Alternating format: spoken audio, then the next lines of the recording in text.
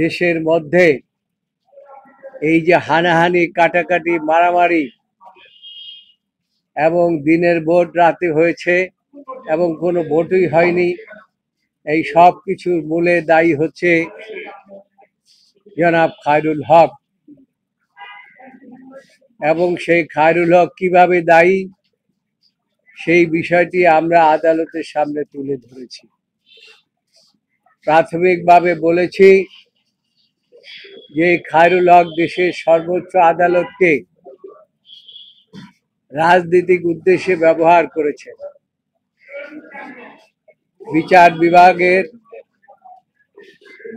Appeal বিভাগ হচ্ছে সর্বোচ্চ আদালত। আমাদের সংবিধানে বলা আছে সুপ্রিম কোর্ট এর দুইটি বিভাগ, একটি হচ্ছে আপিল বিভাগ আর একটা হচ্ছে হাইকোর্ট বিভাগ। Supreme court is the supreme. আর সেখানে আমরা বোঝাবার চেষ্টা করেছি, আদালতকে বলার চেষ্টা করেছি, সাবমিশন দিয়েছি, বলেছি যে মাননীয় আদালত, এই supreme court is the guardian of the constitution. এই গার্ডিয়ানের ক্ষমতা অন্য কোথাও ভেস্ট করা যায় না। গার্ডিয়ানের ক্ষমতা গার্ডিয়ান নিজেরাই এক্সারসাইজ করে এবং এই সুপ্রিম কোর্ট কোনো অবস্থাতেই তাদের ক্ষমতা রাজনৈতিক উদ্দেশ্যে প্রণোদিত হয়ে ব্যবহার করতে পারে না।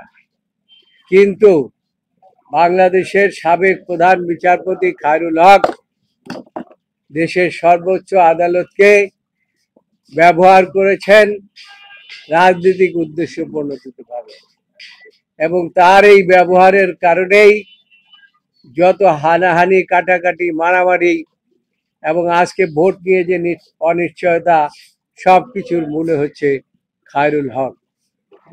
কাজেই আমরা বলেছি যে খায়রুল হকের এই জাজমেন্ট কোনো অবস্থাতেই থাকতে পারে না।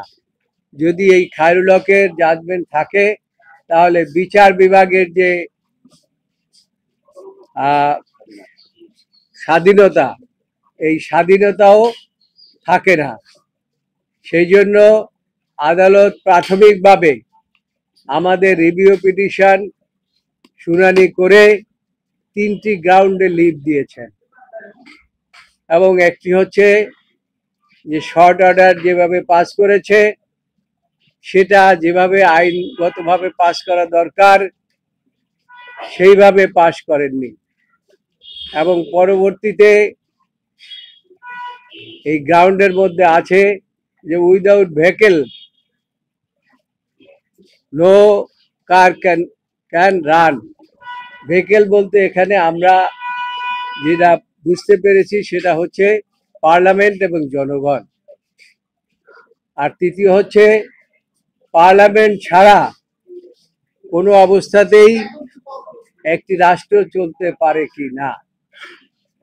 কাজে এই 3টা গ্রাউন্ড আদালত আমাদের আর্গুমেন্ট শোনার পরে দিয়েছিলেন, এবং আজকে আমরা যদিও সমাপ্ত করি নাই আমাদের আর্গুমেন্ট, আমরা বলেছি মাননীয় আদালত আমাদের গ্রাউন্ডগুলো আমরা সাবস্টান্সিয়েট করব।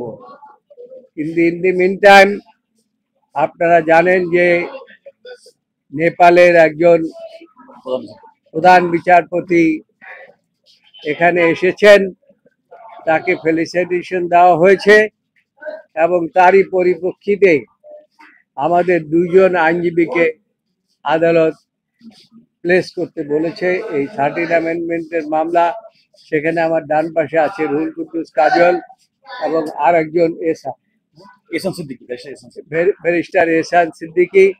2জনে তাদের কিছুটা অংশ বক্তব্য পেশ করেছে। তবে আমাদের বক্তব্য হচ্ছে এই 13 অ্যামেন্ডমেন্ট যেভাবে বাতিল করা হয়েছে এইটা সমীচীন হয়নি, এবং এই বাতিলের বিরুদ্ধেই আজকে এই রিভিউ পিটিশন চলছে এবং রিভিউ পিটিশনের গ্রাউন্ড দেওয়া হয়েছে। এইটা 2টা পার্ট আছে। একটি পার্ট হচ্ছে whether the review petition we have filed, যে গ্রাউন্ডগুলো ফর্মুলেট করা হয়েছে, এই গ্রাউন্ডগুলো সাবস্টেন্সিয়েট করলে পরে কি দাঁড়াবে। আর দ্বিতীয় হচ্ছে যে এই জাজমেন্টকে যদি আমরা ধরে নেই যে এইটা একটা জাজমেন্ট, তাহলে পরে ফার্স্ট পার্ট যেটা আছে সেটাকে ধরা যায়, কিন্তু সেটা পাশ করলেন কি, সেটা যিনি অথর জাজ কে এই জাজমেন্টটাকে লিড করেছে এই প্রশ্ন এসে যায়।